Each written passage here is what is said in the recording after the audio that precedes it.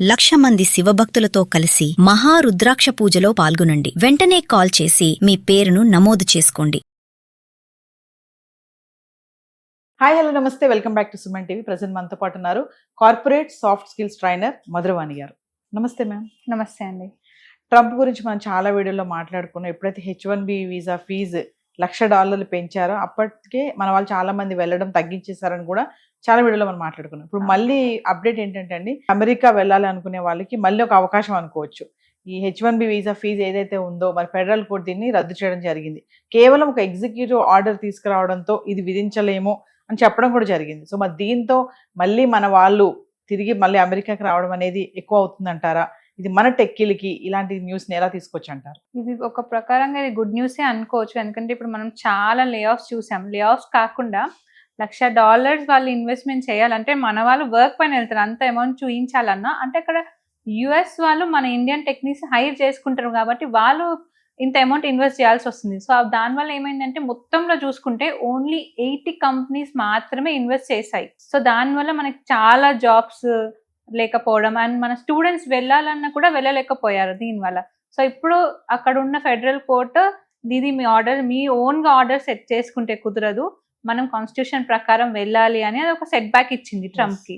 So ఇప్పుడు ఏం చేశారంటే $1,00,000 కొద్ది ఇప్పుడు $750 గా మార్చారు ఫీజు. జస్ట్ $750 వాళ్ళు ఇన్వెస్ట్ చేస్తే అక్కడ కంపెనీస్ మన ఇండియన్ టెక్కీస్ ని హైర్ చేసుకోవచ్చు వాళ్ళు.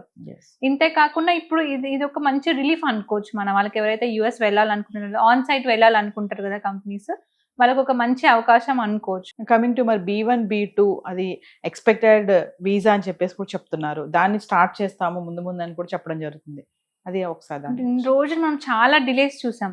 చాలా మంది మన అక్కడ నుంచి వచ్చిన వాళ్ళు ఇంకా స్టిల్ ఇక్కడే చిక్కుపోయి ఉన్నారు. సో దీన్ని expedite visas H1, H2 visas కింద వేసి ఈ జూలై 1st వీక్ లోపల ఈ వీసా స్లాట్స్ అని ఇవ్వడం జరగడం అండ్ జూలై 10th లోపల ఇంటర్వ్యూస్ కూడా జరగడం అవుతుంది అని మనకి ఇన్ఫర్మేషన్ వచ్చింది. ఫీజు అయితే తగ్గించడం జరిగింది $750. బట్ ఏదైతే ఇమిగ్రేషన్స్ ఉంటాయో దీన్ని ఇంకా స్ట్రిక్ట్ చేస్తారు అని కూడా వార్తలు వస్తున్నాయి. అంటే నిజంగా స్ట్రిక్ట్ చేస్తారంటారా? అంటే మన వాళ్ళు ఇప్పుడు వచ్చే ఏదైతే సంఖ్య పెరిగిపోతుంది అనుకోవచ్చు అంటారా? అఫ్ కోర్స్ పెరుగుతుంది. అసలు ట్రంప్ ఈ ట్రాప్ వేసిందే, $1,00,000 పెట్టిందే మన వాళ్ళు ఎక్కువ వెళ్ళకూడదు అనే ఇది పెట్టారు.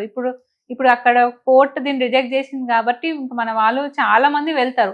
సో ఖచ్చితంగా చాలా స్ట్రిక్ట్ చేస్తారు ఇమిగ్రేషన్. అదే కాకుండా ట్రంప్ ఇంకేదైనా కొత్త ఇష్యూ తీసుకురావచ్చు. ఎప్పుడు ఏ ఇష్యూ పెడతారో తెలియదు కాబట్టి సో మన వాళ్ళు ఎవరైతే వెళ్తారో అన్ని ప్రాపర్ డాక్యుమెంటేషన్ పెట్టుకొని, చాలా మంది ఇల్లీగల్ గా వెళ్తుంటారు. అలా వెళ్లకుండా ప్రాపర్ డాక్యుమెంటేషన్ అంటే ఇప్పుడు ఏమవుతుందంటే అక్కడ కొన్ని ఫేక్ కంపెనీస్ కూడా వస్తున్నాయి. ఫేక్ కంపెనీస్ వచ్చి హైర్ చేసుకోవడం, అక్కడికి వెళ్ళి మన వాళ్ళు ఇబ్బంది పడడం, అవన్నీ చాలా చూసాం మనం.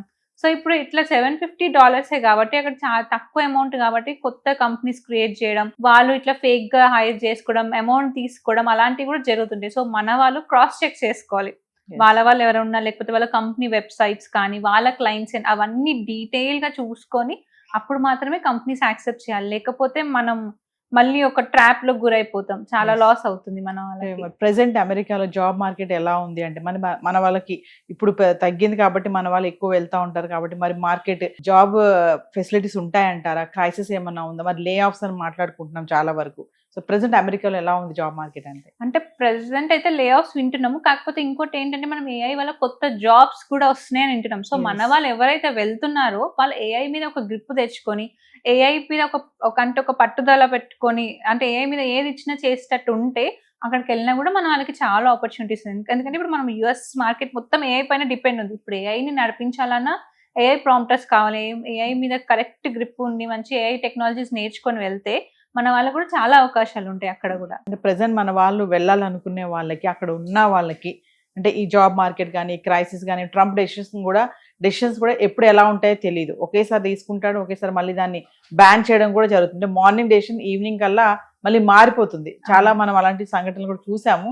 సో మరి ఇప్పుడు తగ్గించినట్టే తగ్గించాడు, మళ్ళీ సడన్ గా రైజ్ చేస్తే మరి ఇప్పుడు మన వాళ్ళకి ఇప్పుడు వెళ్ళాలనుకునే వాళ్ళకి అక్కడ ఉండే వాళ్ళకి చెప్పే సజెషన్స్ ఏమైనా ఉన్నాయండి? ట్రంప్ ఏం చేసినా మనం లీగల్ గా ఉంటే మనకు ఎలాంటి ప్రాబ్లం ఉండదు. ఫస్ట్ మనం లీగల్ గా ఉండాలి, మన డాక్యుమెంట్స్ కానీ. ఇప్పుడు కొంతమంది అక్కడ జాబ్ కానీ వెళ్ళి సైడ్ బిజినెస్ పెడుతున్నారు, అట్లా దొరికిపోయిన వాళ్ళు కూడా మళ్ళీ పంపించేస్తున్నారు. సో అలా కాకుండా లీగల్ గా ఏదైనా మనం లీగల్ గా వెళ్తే అక్కడ, ఎందుకంటే మనం ఇండియన్స్ మన ఇండియన్ రిప్రజెంట్ చేస్తున్నాం. సో అక్కడ మీరు ఒక్క మిస్టేక్ చేస్తే మిమ్మల్ని కంప్లీట్ ఇండియా అని అంటారు, మీ Yes. ఇండియన్స్ ఇట్లా చేశారు, మీ ఇండియన్స్ ఇట్లా చేశారు అని. సో ఆ పేరు రాకుండా మనం ఒక లీగల్ గా వెళ్ళొచ్చు. మన వాళ్ళు లీగల్ ప్రొసీజర్స్ అన్ని అక్కడ అంటే వెళ్లే ముందు కూడా ఇక్కడ నుంచి వెళ్ళే వాళ్ళు కూడా ఫ్రాడ్ కి గురి కాకుండా అన్ని చెక్ చేసుకొని వెళ్తే బెటర్, మన వాళ్ళకి కూడా ప్రాబ్లం లేకుండా ఉంటది. మీరు లీగల్ ఇల్లీగల్ మాట్లాడారు కాబట్టి మనం చాలా సంఘటనలు చూసాము. మీరు అన్నట్టుగానే సాఫ్ట్వేర్ జాబ్ చేస్తూ కూడా వైఫ్ పేరు మీద వేరే ఫుడ్ ట్రక్ నడిపిన వాళ్ళని చూసాము, ఇంకా ఇన్ఫ్లుయెన్సర్స్ గా ఉండడం చూసాము, డాన్స్ మాస్టర్స్ గా ఉండి చూసాం. అలాంటి వాళ్ళని కూడా పట్టుకొని టార్గెట్ చేసి తిరిగి పంపించేటువంటి ప్రక్రియ కూడా ఆల్రెడీ మొదలైపోయింది. అంటే ట్రంప్ మన వాళ్ళని స్ట్రిక్ట్ గానే టార్గెట్ చేశాడు, ఎక్కడికక్కడికి అలర్ట్ గా ఉండండి, అంటే ఎందుకు వచ్చాము, మన పని ఏంటి, చదువుకోవడానికి వచ్చామా, జాబ్ చేయడానికి వచ్చామా అన్నట్టు ఉండాలి. కానీ అక్కడికి వచ్చి మనం ఒకటి కాకుండా ఇంకొకటి చేయడం చేస్తే మరి ఎలాంటి యాక్షన్స్ ఉంటాయని? చాలా లీగల్ యాక్షన్స్ ఉంటాయి. అంటే మీరు వాళ్ళకి ఎక్కడైనా దొరికితే డైరెక్ట్ జైలుకి. మన ఇండియాలో అయినా కొంచెం అడ్వకేట్స్ పెట్టి అది ఇది చేసి మనం చేస్తుంటాం, కానీ అక్కడ యుఎస్ పోలీస్ మాత్రం చాలా స్ట్రిక్ట్ ఉన్నారు. మీరు కొంచెం ఇల్లీగల్ గా పట్టుబడితే మీరు డైరెక్ట్ జైలుకి, మీరు ఇండియాకి కూడా రాలేరు, అక్కడే ఇరుక్కుపోయి ఉంటారు. అంటే మన స్టూడెంట్స్ ఏంటంటే తొందరగా గ్రో అవ్వాలి, తొందరగా అమౌంట్ సంపాదించుకోవాలి, మనీ అర్న్ చేయాలి, లోన్స్ కట్టేసుకోవాలి, ఇంటికి పంపించాలి, ఇండియాలో ల్యాండ్స్ కొనాలి, ఇల్లు కొనాలి, చాలా చాలా ప్లాన్స్ ఉంటాయి. సో దానికి ఏంటంటే ఒక్క రూట్ సరిపోదు, ఇంకొక రూట్ వెతకాలి, మనం పార్ట్ టైం చేసుకోవాలి. అది అగెయిన్స్ట్. మీరు H1B వీసా మీద వెళ్ళినప్పుడు మీరు ఓన్లీ జాబే చేయాలి, మీరు సైడ్ బిజినెస్ చేయాల్సిన అవసరం ఉండదు, చేయొద్దు, అసలు ఇల్లీగల్ అది.